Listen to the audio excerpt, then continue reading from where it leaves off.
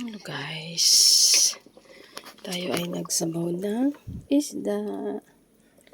Yan, nilagyan ko siya ng pichay. And then, itong ganitong isda. At saka, nilagyan natin siya ng tupo. Itong tupo, nilagyan ko siya ng fresh tupo. Tapos, ito. Lagyan natin siya ng ganitong isda guys. Diba? Masarap yan. So, timpla natin. At ang ilalagay ko lang nito ay limon, kalamansi. Yan. At ilagyan ko na siya ng patis. Ilagyan ko na siya ng patis ito. So,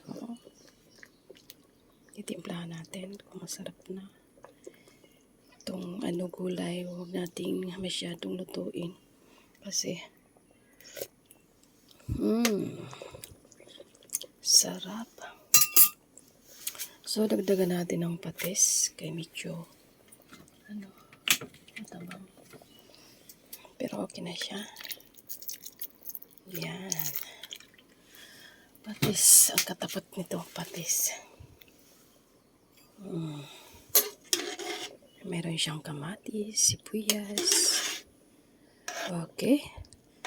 Okay na siya kainin. Huwag na natin masyado na yun kasi itong isda, mabilis siyang hindi maganda pag sobrang luto. Pwede nang kumain.